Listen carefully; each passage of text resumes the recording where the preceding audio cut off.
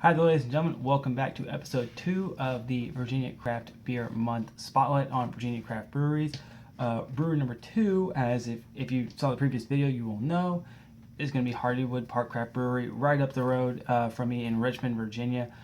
They're between the Diamond, which is a field for a minor league baseball team here in town, and the Fan District, which is a really old and historical section of the city.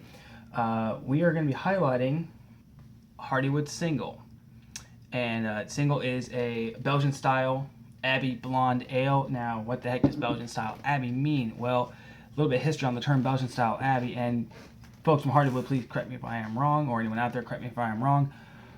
But the term Trappist brewery officially became a thing in 1997, and there's only a couple of those official Trappist breweries in the world.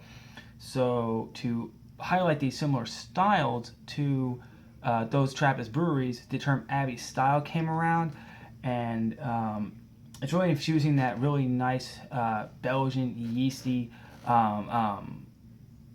character that these Trappist beers are known for, but not officially calling it a Trappist beer because that's, again, an official term.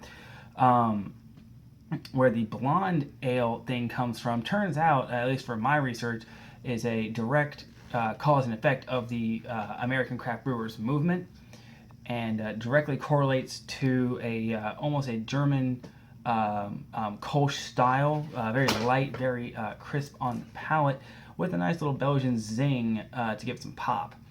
But let's take a look at the beer here, and I'm actually using another brewery Amagang bottle opener for this one. But anyway, let's give her a little crack open here. Come on. Jeez. Difficult bottle cap. Alright then. So here we are. By the way, I'm pouring this over my MacBook, and I probably shouldn't be doing that.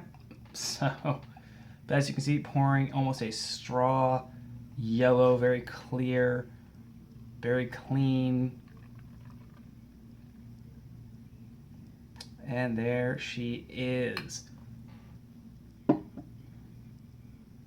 There she is. And now I got a nice light coming down from the top over here, but you can definitely tell just a gorgeous, gorgeous, gorgeous color. And this, these general styles of beer, these lighter, crisper Belgian styles are definitely a favorite of mine as far as my beer preferences goes. I love the IPAs, I love the stouts, I love the super strong, super high ABV beers myself, but there's just something about a nice, crisp, clean, refreshing, palatable beer that just has that extra little piece to it that, again, just makes it very, very, very enjoyable. But we're going to put this down for a minute. I'll enjoy that later. A little bit of history on Hardywood Park, and by the way, I'm getting this directly from their own brewery website, so I'm not, pulling this out of thin air here. The founders of Hardywood Park are Eric McKay and Patrick Murtaugh. I apologize if I screwed your name up.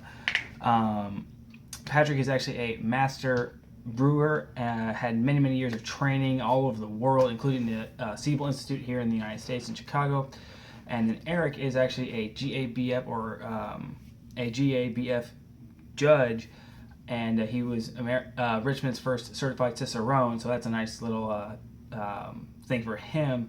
They've been friends for many, many years, and they actually opened up Hardywood Park just a couple years ago in Richmond, and recently they actually announced a massive expansion into Goochland County, where they're going to have kind of a almost a retreat-esque style experience, very, very similar to another brewery that is coming out here, or the idea is kind of the same, where it's a destination piece. Stone Brewery is coming out to Richmond in the coming years, and Hardywood has been in the works for quite a while, their own kind of brewery destination, and they have chosen Goochland County for that. Goochland County is currently home to Midnight Brewery and Licking Creek Craft Brewery out there as well, so Hardywood's going to add themselves to that nice mix of breweries popping up in Goochland. But one thing that Hardywood is really well known for is their barrel age series, their barrel age reserve series, and they do many different versions of things. Their most famous, that at least that I can tell, is their gingerbread stout and their variety of different takes on the gingerbread stout. That one is launched generally in the fall, winter time of the year, and it's extremely popular. They had a line for it this past year with a major launch, and I would expect that it would be very similar this year. Hardywood is also well known for their environmental approach to brewing. They use all sustainable energy. According to their website, 99% of that is wind power to do all of the brewing on site, all of the electricity on site.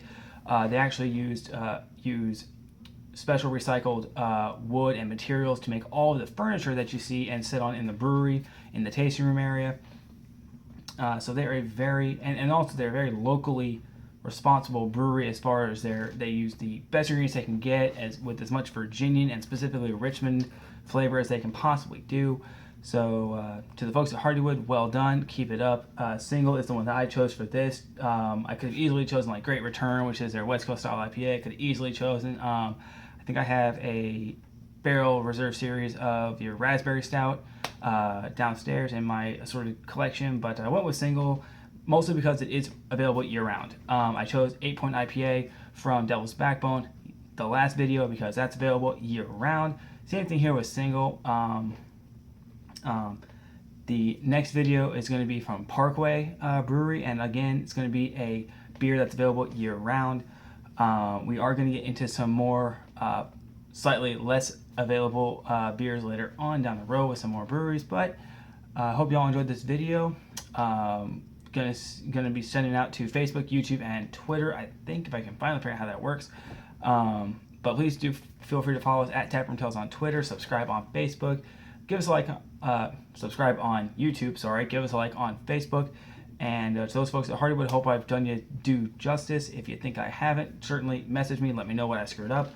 If anyone out there thinks I made an error or thinks that this video is not that great, let me know how I can improve it. I am always looking for suggestions. And if you have any other suggestions for Virginia beers that I can do during this month, please let me know, because again, I'm only through, I think I've got 8 lined up now because I got some responses. So thank you to the people who did respond to the previous video. But yeah, enjoy keep enjoying Virginia Craft Beer Month, guys, and I will see you all in the next one. Cheers.